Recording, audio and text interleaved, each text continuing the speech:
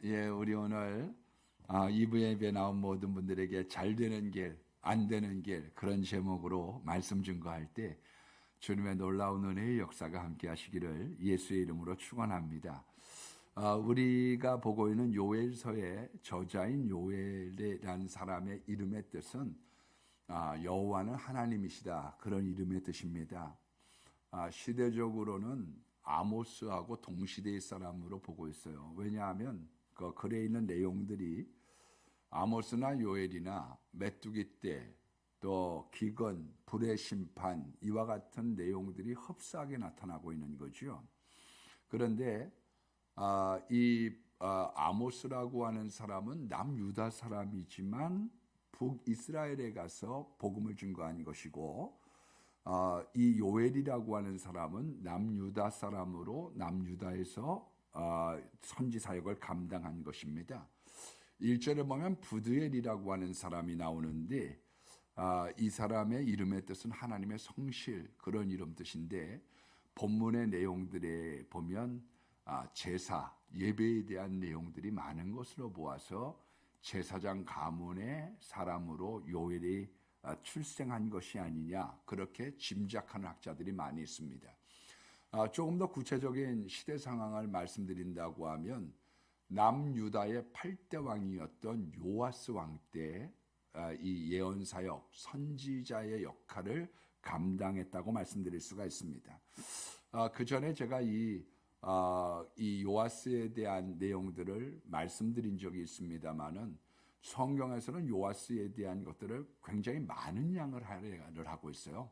우리들이 생각하는 것보다 굉장히 중요한 인물이기 때문에 그렇습니다. 그가 살아왔던 인생의 여정 속에 우리들이 반추해서 되새겨야지 될 내용들이 많이 있기 때문인 거죠. 그런데 이 요아스라고 하는 사람의 할아버지는 여호사밧 왕입니다. 이스라엘의 그 아주 훌륭했던 그런 왕입니다. 여호사밧에 대하여 그 영화가 극에 달했다고 얘기했으니까 하나님을 잘 섬겨서 영화가 극에 달했던 사람입니다. 우리가 생각하는 것과는 달리 아합 왕 때로, 그때는 이제 북이스라엘이 아합 왕 때인데, 아합 왕 때는 사실상 경제적으로는 굉장히 풍요로운 때예요. 군사력도 그렇고요. 정치도 잘했습니다. 그러나 하나님의 관점은 그런 것에 있지 않죠. 그가 여호와를 경외하느냐에 대한 것이 성경의 관점입니다. 그런데 이제 예수님을 잘 믿었던 여호사밧 왕이 이제 정략 결혼을 합니다. 사돈을 맺기 시작을 하는 거죠. 우리가 지금 잘 살긴 하지만 북쪽에 있는 아합 왕하고 잘못 지낼 이유는 없다, 그런 마음을 가지고 결혼을 갖다가 시키는데, 이 아합과 이세벨의 딸이었던 아달랴를 이제 여호사밧 왕의 아들이었던 여호람과 맺어주게 됩니다. 그러니까 이제 아들은 여호람, 자부는 아달랴라고 하는 이세벨의 딸이 됐죠. 그런데 이 정략적이고 인간적인 나쁜 사돈 관계가 이 인간 동맹이 화근이 되기 시작합니다. 그래서 지금 이제 그 여호사밧 왕이 아합과 같이 전쟁을 하러 나갔다가 이건 미가야 말을 듣지 않고 나갔다가 큰 코 다치죠. 구사일생으로 살아납니다. 그리고 그 아합 왕의 아들이었던 아하시아 때에는 이제 사돈지가 아니니까 같이 무역업을 했습니다. 그래서 배를 타고 나가다가 파손이 돼서 엄청난 경제적인 손실을 입게 되었습니다. 그 잘 안 된 이유에 대하여 성경은 역대하 19장 2절에 이렇게 이야기하고 있습니다. 왕이 악한 자를 돕고 여호와를 미워하는 사람을 사랑하는 것이 옳으니까 이제부터는 왕에게 여호와의 진노하심이 임하시리이다. 그러니까 악한 사람을 돕는 건 성경의 뜻이 아니에요. 그리고 여호와를 미워하는 사람을 돕는 것이 하나님의 뜻이 아닙니다. 여러분, 이 재앙의 결과를 성경은 치셨다, 이렇게 이야기를 하고 있는데 어떤 결과를 빚게 됐느냐? 아들에게 이제 왕위를 물려주기 전에 공동으로 이렇게 인수인계 작업을 5년을 합니다. 5년 동안 이렇게 다스리면 좋다. 그런 제왕 수업을 5년을 하고 물려주게 되었습니다. 그런데 동생들 6명이 있는데 이 동생 6명에게는 재산을 다 한 몫씩 나눠줬죠. 의좋게 살아. 형은 왕권을 갖고 다른 형제들은 이제 재산을 얻고 화평하게 살기를 원했습니다. 그러나 하나님이 외면하면 인간이 아무리 계획해도 안 됩니다. 그래서 이 아들 여호람이 왕위를 받고 난 다음에 이 왕비 아달랴가 자꾸 부추기는 거예요. 그래서 시동생 6명을 다 죽여버리게 만듭니다. 결국은 하나님이 치셔서 이 여호람 왕도 8년 만에 창자의 병이 들어서 죽고 말죠. 하나님의 진노를 치셨다는 표현을 씁니다마는 하나님이 치시면 무섭습니다. 역대하 21장 14절 말씀에 보면 여호와가 내 백성과 내 자녀들과 내 아내들과 내 재물들을 치시리라. 그러니까 지도자 한 사람이 잘못해가지고 그것이 지도자 한 사람의 잘못으로 끝난 게 아니에요. 여호사밧이라고 하는 왕의 실정, 그 잘못된 천려일실이라고 그러죠.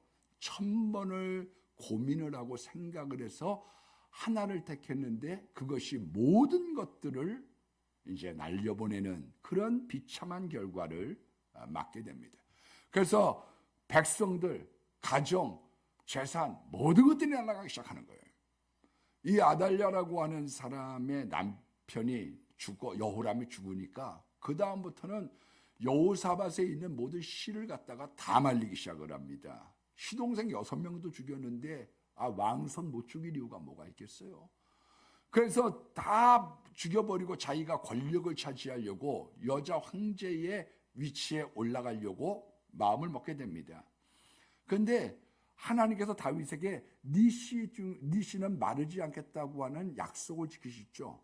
그래서 하나님께서 한 사람을 살려둡니다. 그 사람의 이름이 누구냐 하면 한살박이 요아스라고 하는 왕이죠.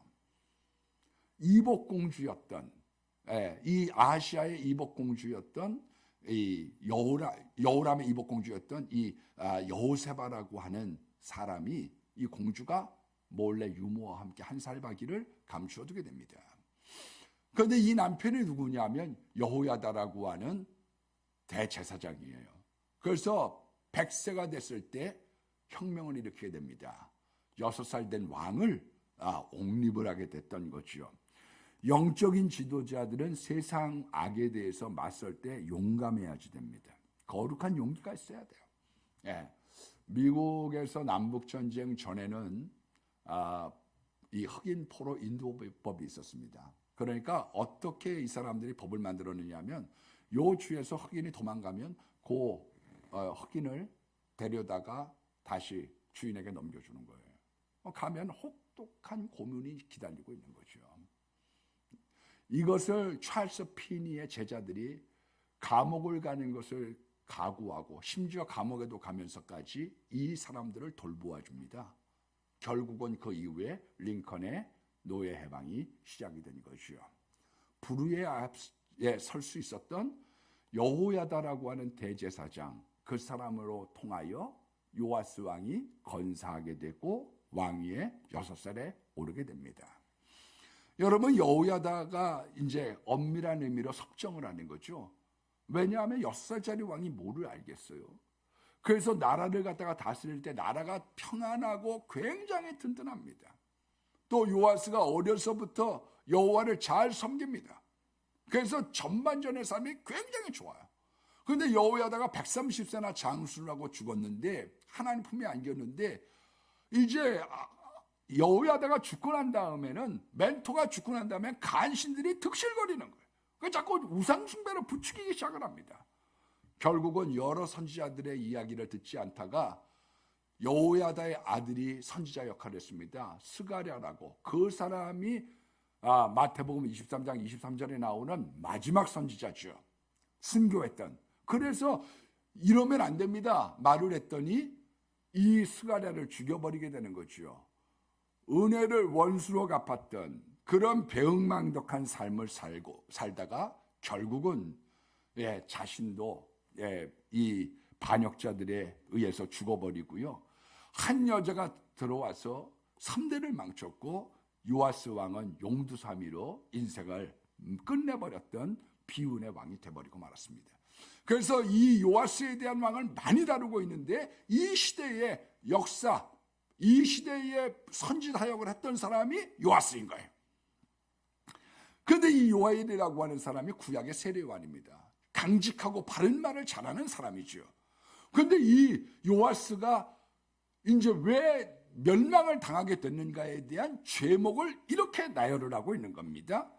역대하 24장 18절 말씀에 보면 우상숭배, 유다 방백들이 요아스에게 자꾸 우상숭배를 부추기는 겁니다. 여러분, 친구 잘 만나야 돼요. 신앙생활을 할 때요, 어려서 내가 예수 잘 믿었어요. 그래도 친구 잘못 만나면 그 사람 문제가 생기기 시작합니다. 그게 요아스의 교훈이죠. 우리 오늘 학생들도 이렇게 나왔는데요, 애들 때 뭐 잘 믿는 사람들 많아요. 나 뭐 초등학교 때 뭐 어떻고 중고등부 때 학생회장 했고 그러다가 신앙 다 날려버리는 사람들 많습니다. 원인이 어디 있느냐? 나쁜 친구죠. 하와 곁에는 뱀이 있었고요. 유다가 타락할 때에는 아둘람에 사는 히라라고 하는 세상 친구가 자꾸 부추기는 거죠. 야, 교회 다니면 뭐해? 나와.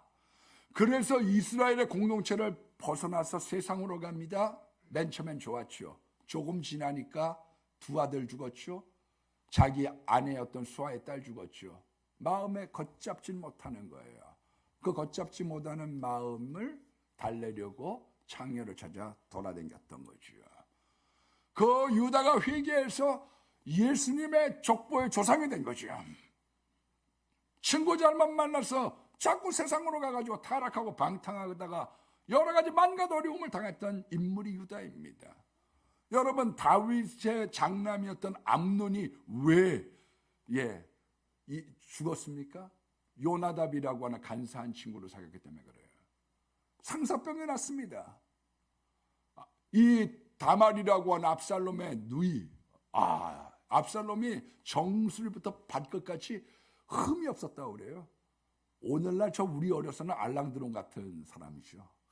젊어서 알랑드론 사진 보셨어요? 연세 드신 분들만. 어떻게 그렇게 하나도 흠이 없어요. 그랬던 사람의 딸이었으니 이뻤는 모양이죠. 상사병이 났습니다. 그런데 요나답이라고 하는 간사한 친구가 이렇게 얘기를 해줍니다. 이 사람아, 그거 뭐 그렇게 복잡해. 꾀병을 알아. 그러면 왕이 문병할 것 아닌가? 그때 다말 누이 동생이 과자를 잘 굽는데요. 그것 좀 2개 구워주시면 기력이 회복할 것 같아요. 그렇게 말하고 난 다음에 그렇게 하면 될 거 아니야, 이 사람. 왜 이렇게 머리가 안 돌아가? 그래서 그걸 갖다가 그대로 했다가 동생 망치고 자기도 2년 있다가 죽어버린 거죠. 사울의 최측근에는 도액이라는 간신이 있었고 압살롬의 참모 중에는 아에도밀이라는 간신이 있었어요. 다 공멸했던 거죠. 두 번째는 말씀에 빗나가기 시작했습니다. 잠언서 22장 6절 말씀에 보니까 패역한 길에는 가시와 올무가 있는 거예요. 한번 걸려들면요, 올무가 돼서 못 태어납니다. 저 과천에 있는 유명한 이단 있잖아요. 제가 이번에 이 이단 상담, 이단 대책위원장 모임을 천안에서 있어서 한번 갔다가 식사를 중에 한 이단 상담소장님이 그런 얘기를 하더라고요. 어떤 식으로 이 사람들이 자기의 경제 공동체를 갖다가 이루어가느냐. 한 집의 예입니다. 칼국수집을 차렸어요. 잘 팔렸습니다. 그랬더니 칼국수에서 쥐꼬리가 나왔다고 소문을 내는 거예요. 그러니까 손님 다 떨어져. 그리고 이제 헐값이 되기 시작하는 거죠. 헐값. 그리고 난 다음에 거기를 딴 사람이 매입을 하려고 하면 조폭을 동원해가지고 못 사게 하는 거예요. 바닥을 칠 때 매입하게 하는 거죠. 그래서 점포를 하나씩 먹어가기 시작하는 거예요. 그래서 자기들끼리 이발소, 자기들끼리 핸드폰, 자기들끼리 쌀가게, 경제 공동체를 이루고 나니까 그 다음부터 헤쳐나가지 못하는 거죠. 올무가 되기 시작하는 거예요. 이 근처에 있는 대순진리에도 봐보십시오. 같이 아프다 생활하는데 어떻게 나오겠어요? 나가려야 돈이 있어요? 여러분, 그러기 때문에 말씀에 빗나가기 시작하면 올무에 잡히게 되는 것이죠. 자기가 알아도 빠져나올 수 있는 능력이 없는 거예요. 여러 선지자들의 경고를 무시하고 듣지 않습니다. 솔로몬이 1,000번제를 드리게 될 때 지혜를 달라고 얘기했습니다마는 원래는 듣는 마음이죠. 들린다는 건 굉장히 중요한 겁니다. 들려야 돼요. 그래서 사람들의 충고가 들리고 하는 이야기가 들린다. 그건 복 중에 복이거든요. 그런데 그 경고의 의미를 듣지 못하는 거예요. 우리가 차를 타고 갈 때에도 앞에 있는 경고음이 있는 거예요. 지금은 속도를 줄이세요. 땡. 앞에 있는 표지가 보이는 거예요. 여기는 enforcement. 여기는 강제 지역입니다. 여기는 천천히 가십시오. 그 경고를 무시했기 때문에 딱지 띄고, 그 경고를 무시했기 때문에 사고가 나는 거죠. 네 번째는 요아스라고 하는 왕이 은혜를 원수로 갚습니다. 배은망덕하죠. 자기가 어떤 사람인데 죽어야지 되니 목숨, 핏덩이를 갖다가 건져내서 길러서 왕까지 만들어서 이 자리에 있게 했었는데 그 아들이 바른 얘기를 한다고 죽여버리는 배은망덕한 삶을 살았던 거지요. 여러분, 네로가 우리가 생각하는 것보다는 초반전에는 다 잘했습니다. 연산군도 마찬가지고요. 초반전에는 다 좋았어요. 그런데 사람은 출발이 굉장히 중요합니다. 왜냐하면 출발이 잘못되면 올바르게 멀리 가지를 못해요.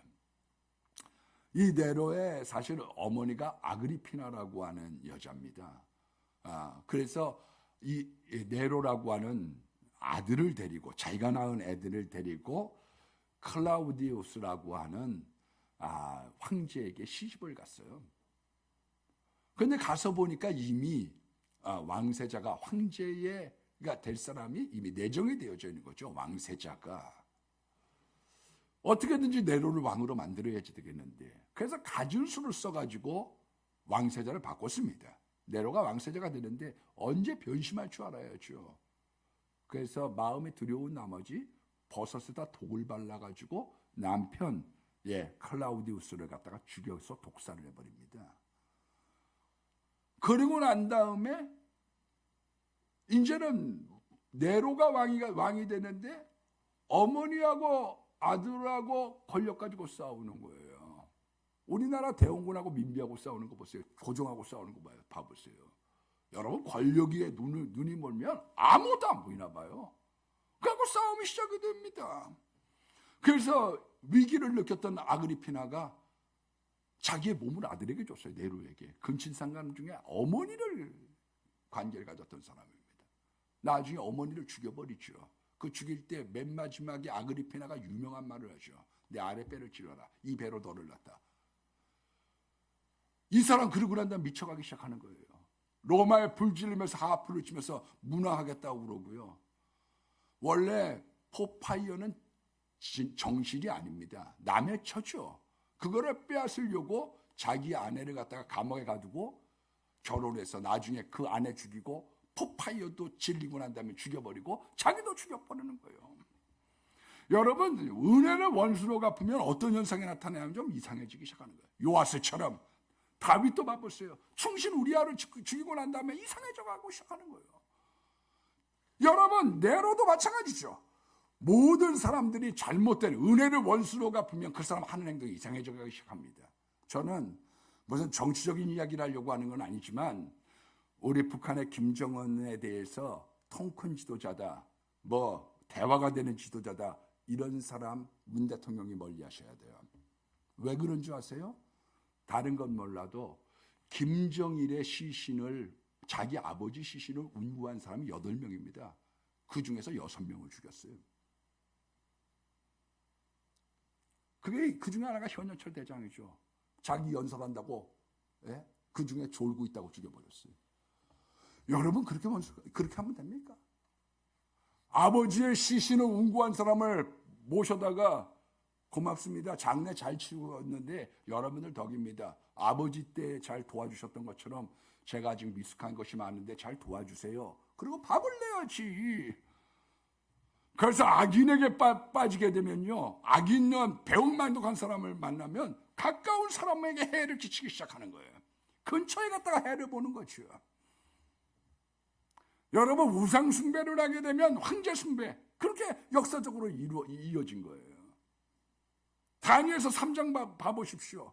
느부갓네살이 이 세상을 다 차지하고 난 다음에는 60규빗, 그러니까 30m 금신상을 세웠어요. 네로도 25m짜리 금신상. 여러분, 일제시대 신사참배가 뭔지 아세요? 그거는 일본 천황을 위하여 죽은 일본 장병들을 기리는 겁니다. 그런 사신 숭배를 시키는 거예요. 김일성 우상이 20m입니다. 그게 금수산 군정 안에 있는 게 그게 70개가 있어요. 우상이 38,000개입니다. 그 동상 전부 다 없애버리면요, 굶어 죽지 않아요. 북한. 지금 중국에서는 십자가를 떼버리고 별 5개, 오송원계 별을 달라는 거예요. 자기가 지금 진시황으로 지금 착각해가고 있는 거죠. 진나라 시황, 시진핑, 자기가 진시황으로 생각하고 있는 거예요.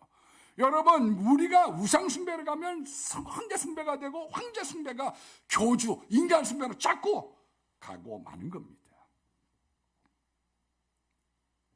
저는 요즘에 우리 신천지 사태를 보면서 이 신천지 암이요, 자꾸 이제 퍼져나가니까, 옛날에 이 스승이었던, 악한 스승이었던 박대선이 200만 중에 70만을 끌어당겼거든요. 이게 암이 너무 커지면 안 된다고 생각하셨던 것도 하나님의 계획이 있었다고 생각해요. 이 항암 치료를 하다 보니까 암세포를 죽이는데 왜 항암 치료가 어려우냐? 살아있는 세포도 죽이는 거예요. 그러니까 막 죽을 지경이지, 머리카락 다 빠지고요.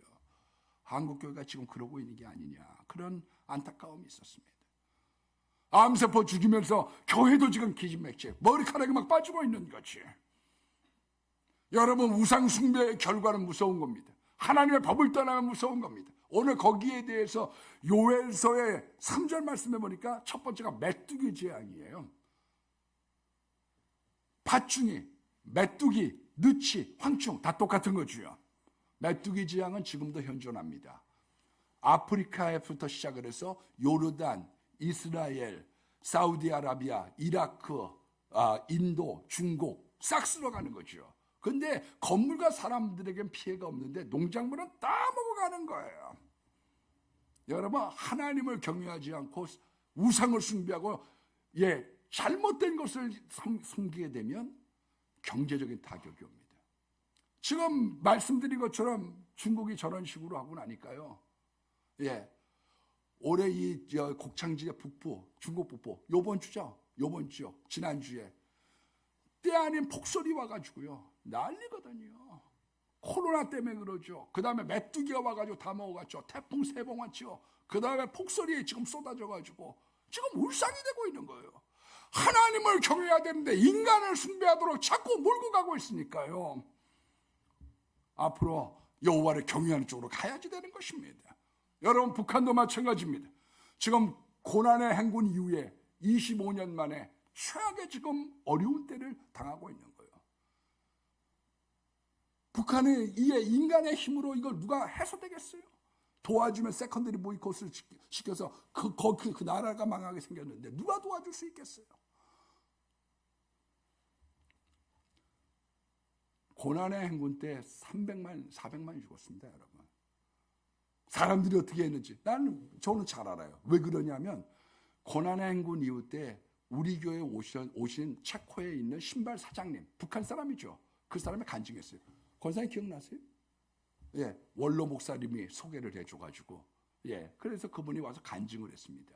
간증을 할 때 왜 한국에 넘어왔는지, 저는 그분이 세례받은지 몰랐어요. 안 받은지. 그래서 간증대상을 사왔는데 나중에 보니까 세례 안 받으셨더라고. 근데 이분이 체코에서 신발을 만들어서 북한에다가 날르는 사람이요. 예, 북한 사장님이죠.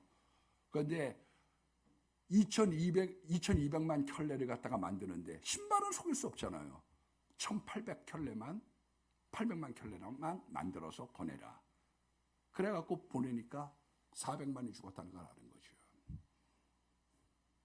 찍혔죠. 가서 막 아파트 나름대로 자기 집에 사람들 굶어 떨어지고 있으니까 보위부에다 전화 걸고 지상에 나온 북한에서 이게 북조선 인민공화국에서 이게 굶어 죽는 사람이 웬일입니까? 그래갖고 소환당한 거죠. 소환당할 때 어떻게 소환하느냐? 그분 얘기죠. 발에다가 나무를 대는 거예요. 거기다가 기부스를 해. 뻗정다리를 만들고 도망을 못 가게 한 다음에 양쪽에서 보위부원들이 끼고서 비행기 태워서 잡아가는 거죠. 그래서 이 사람이 비자도 없이 왔다는 거 아니에요. 외교관이니까 된 거죠. 그게. 여러분 그만큼 어려워지고 있는 거예요. 한국 여러분 경제 조심해야 됩니다. 세계적인 컨설팅 맥켄지사가 몇 해 전에 냈던 보고서가 있습니다. 한국 경제 보고서죠. 한국은 지금 끓는 물 서서히 뜨거워져가는 물 가운데 죽어가는 개구리와 같다. 경제성장 8%, 3%, 2%, 가계부채가 가파르게 올라가고 있다. 한국은 대기업을 믿고 있지만 대기업 30군데 중에 12군데가 벌어들인 수익으로 이자를 갚을 수 없을 만큼 어렵다. 그런데 계속해서 무상급식, 무상의료, 반값 공납금, 65세 이상에게 20만 원 지급하고 자꾸 지금 코로나까지 덮쳐가지고 빚이 지금 800조인 거지요. 문제는 그때 당시는 위기의식을 느끼지 못한다. 올해는 실감했죠. 내년엔 절감할 거예요.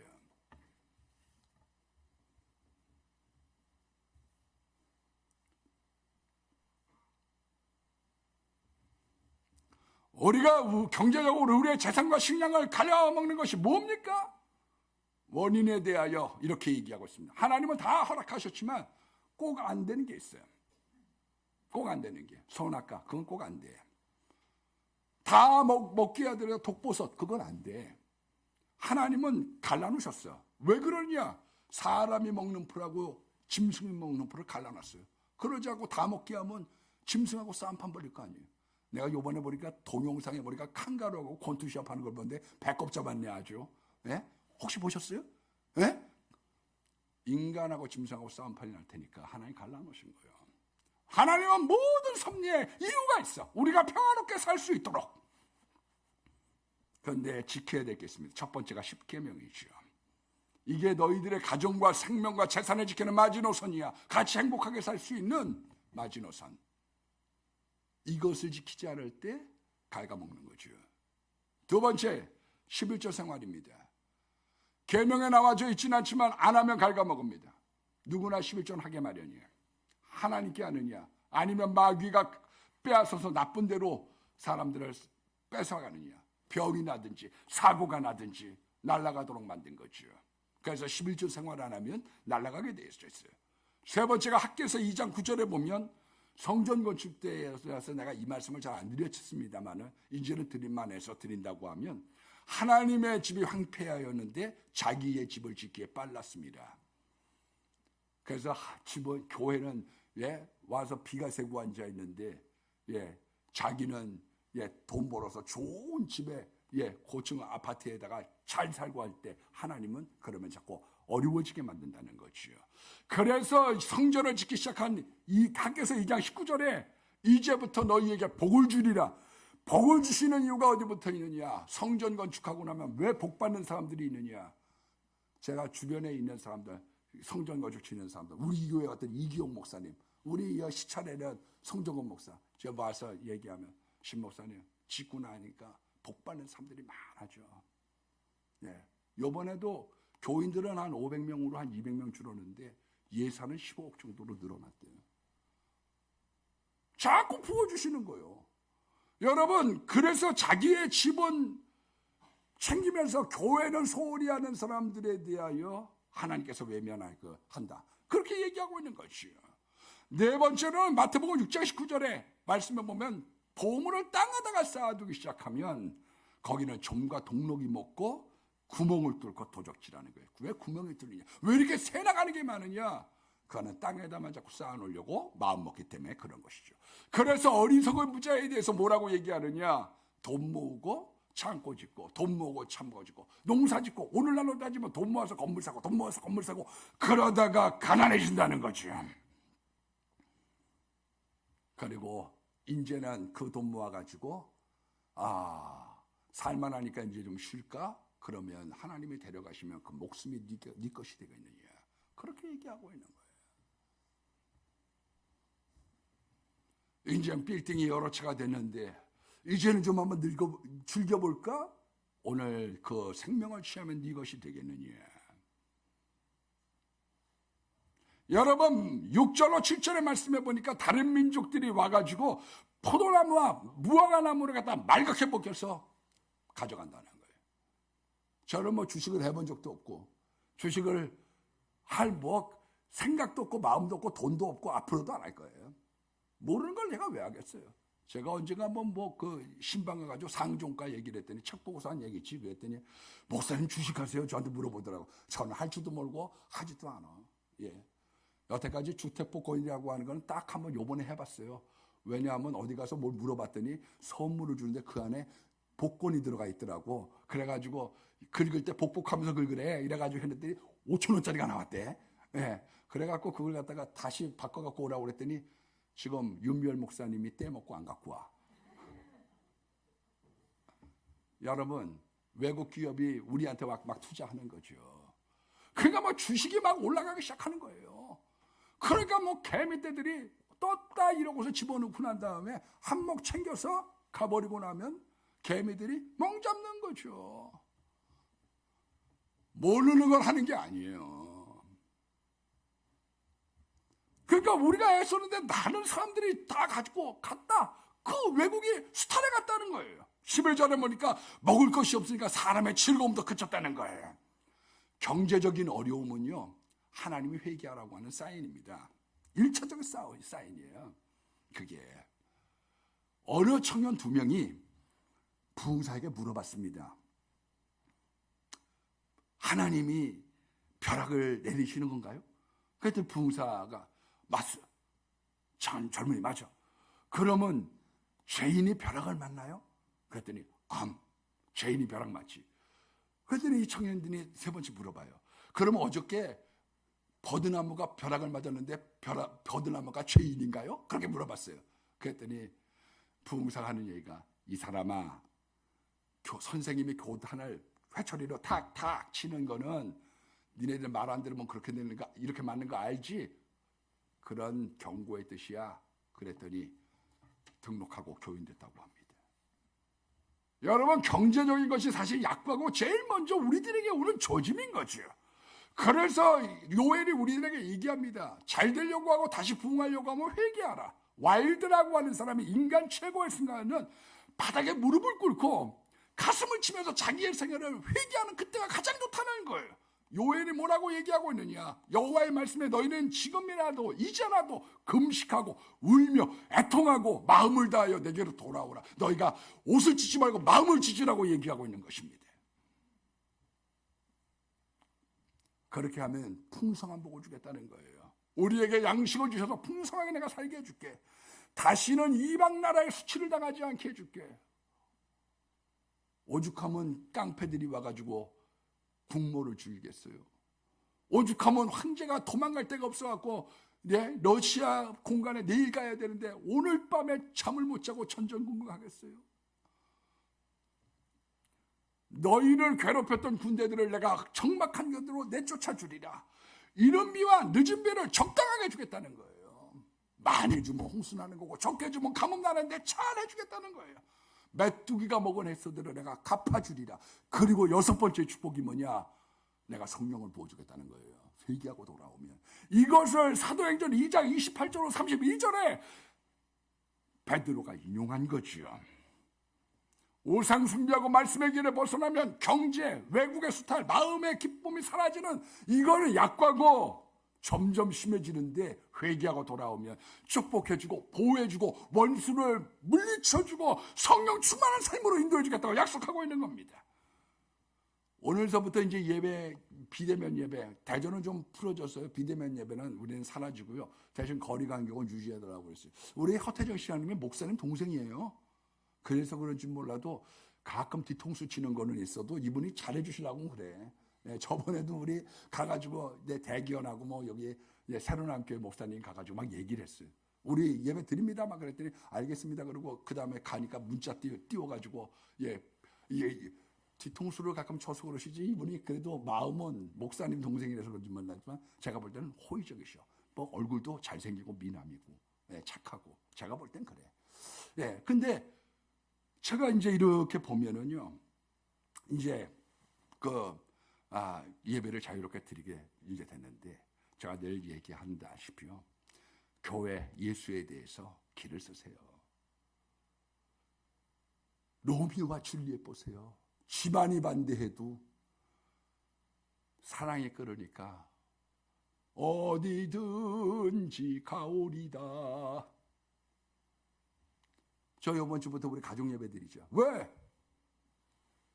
이럴 때 자녀들이 잘 되는 방법은요, 가족 예배 드리는 거예요.